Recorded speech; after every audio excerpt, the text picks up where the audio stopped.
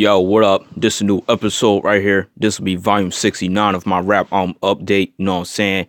Yeah, y'all guys must know the deal. Y'all guys know I'm gonna be reviewing classic hip hop albums non-stop. You know what I mean?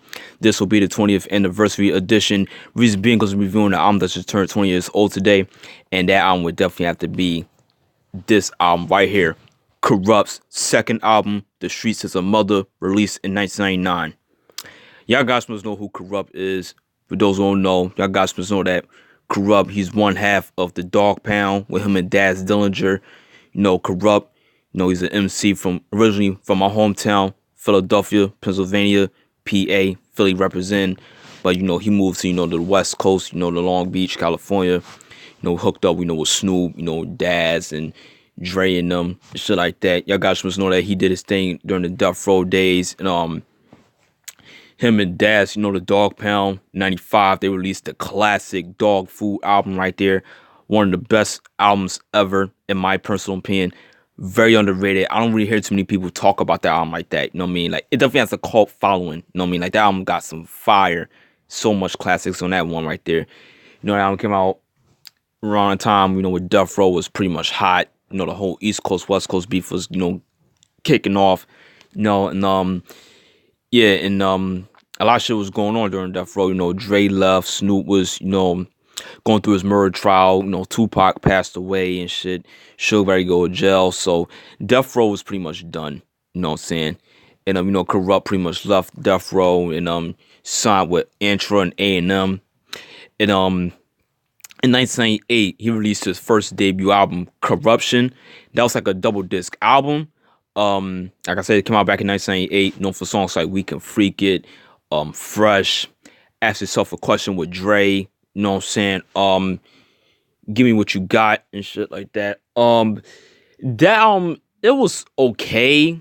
I feel like it could have been a lot better. The production was kind of weak in my taste, but I do love We Can Freak It though. That joint right there is fire. But other than that, I kind of feel like that it was, I don't know, man. I think it was rushed a little bit, but like I said, it had some joints, but I kind of feel like the production was kind of off in my taste, you know what I'm saying? But yeah, it wasn't really that great of an album. It didn't really like do good that much. So, and his homeboy Daz, he dropped a better album than him that year with Retaliation and Revenge, Get Back. But Kurupt, you know what I'm saying? He didn't really like, he was like, you know what, man? He just came out swinging on this joint right here. You know what I'm saying? A year later in 99. And this is his best solo album to date. You know what I'm saying? This is my favorite album from him. Like, it's a West Coast classic. Like, in the late 90s, man, the West Coast, it was just on a rampage. You know what I mean? Like, Snoop just dropped No Limit Top Dog. Dre just released 2001, which I did a review on earlier today. Kurupt came off this album right here, The East Siders, Exhibit. You know what I mean? Like, the West Coast was doing a thing in the late 90s, early 2000s. You know what I mean? Like, DJ Quick with Balancing Options. Like, the West was on fire during that period. So, this album came out during that period. You know what I'm saying? Crazy thing, too, Kurupt, he was going out with Foxy Brown around the time. And, well, that was like, they was engaged. You know what I'm saying? But they kind of like, fell apart because there's rumors saying that DMX allegedly had an affair with her, and Kurupt got a diss track going against DMX, Foxy Brown, Ja Rule, 50 Cent on the last track of the album, which I'm gonna get into. So yeah, 99, Kurupt came off this album right here, The Streetz is a Mother. You know what I'm saying? The singles that album's known for Girls All Pause, Who Ride With Us, and Welcome Home. In The Streetz is a Mother with Daz. Alright.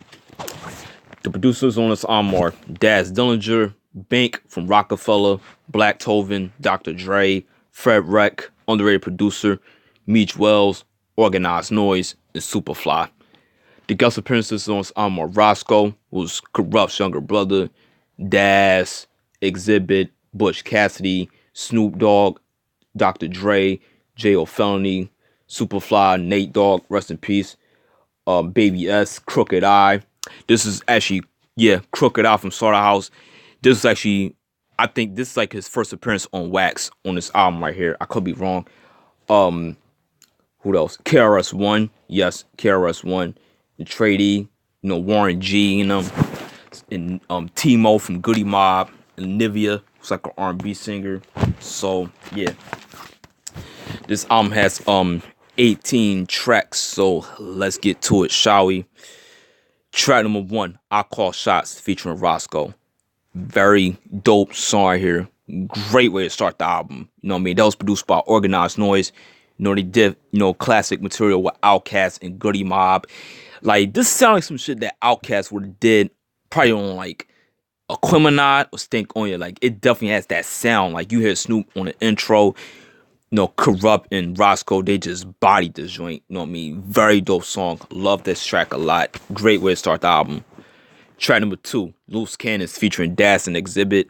They kind of like paying homage to NWA on this one right here, or the Quiet on the Set off the Straight Outta Compton album. Very dope song. My only gripe with this track is kind of short in a way, but it's still dope. It's still dope. It has that late 80s West Coast vibe to it. Like, fucking dope. Kurupt and Dash is going back and forth. Like, so ill. Track number 3, Who Ride With Us, featuring Daz. That was a single. There's a video for that. Another fire joint right here. Like, it definitely has that, summertime West Coast, vibe to it. Like, you just out there showing off your whip. Like, you in a low rider, riding down the streets. You bump that, people will go crazy. Like, that joint right there is hard. Very dope video too. Track number 4, Represent That Gangsta Crip, featuring Butch Cassidy, Daz himself, J.O. Felony, Superfly, Snoop Dogg, and Tradie. Very dope posse cut right there. Like, they all just went in on this joint right here. Like, just talking about representing, the West Coast dog pound gangsta crip. Long Beach and shit. Very dope. Dope beat right away. Track number 5, Welcome Home. Another dope track. That was a single. There's no video for that. That was like more of like a underground single in a way. But that was a very dope track. That was produced by Superfly. Very underrated producer. Excuse me. I just got finished getting something to eat, so sorry for the distraction. But anyways, yeah, that was a very dope song. I actually like that track. Track number 6, Tequila, featuring Daz, Timo from Goody Mob, and Nivea. That was another fire track produced by Organized Noise. It's talking about getting fucked up from that tequila, that liquor. Self-explanatory. Track number 7, Trilogy. Oh my god. Yo, definitely one of the best songs of this album right here. Like, that was produced by Bank, who was like the in-house producer for Rockefeller. There's a video for that. Trilogy. Oh my, yo, this track right here is nuts. Definitely one of my favorites off the album. Like, I just love that beat. Kurupt caught a body on this joint right here. Like, listen to the song yourself and you see why. Track number 8, Never Gonna Give It Up, featuring 213, Snoop, Nate, and Warren, Tradie and Superfly. Another fire posse cut. Love that beat. Definitely one of my favorites off the album as well. None to it. Track number 9, The Streets of Mother, featuring Dash. Woo! This song right here is hard, yo. Dope video. Whenever time Dash and Kurupt do a get together on this track, it's gonna be fire. Like, that's how ill this track is. Like, this is late 90s, early 2000s California right here. Like, so hard. Definitely one of the standout tracks of the album. Classic. Track number 10, You Can't Trust Nobody, featuring Daz. What I got about that song is that, like, you got these cats out here, that you cool with in the hood, that would do anything. Well, you can't trust them because they be snitching on you and shit like that, got the police on your tail. So you just can't fuck with them no more. Like, yo, I'm done with you. Like, I lost respect. Like, especially when you like a neighborhood drug dealer in a way. Like, you got niggas knocking at your door. You think it's the police coming to raid your house and stuff like that. So yeah, you gotta flush the drugs down the toilet. That's what I got from that joint right there. So yeah, that was You Can't Trust Nobody with Daz. Very dope. Track number 11, It Ain't About You, featuring Superfly and Tradie. Very dope track right there. Very smooth. Just talking about girls and stuff like that. Like, I ain't doing nothing for you. You gonna do it on your own. Like, I give you money to go shopping, get your nails and your hair done, whatever, get sex, whatnot. You know what I'm saying? Trey D, he had the best verse on this track, in my opinion.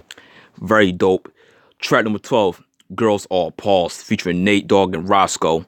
Very dope track. That was like a club banger. That was a single.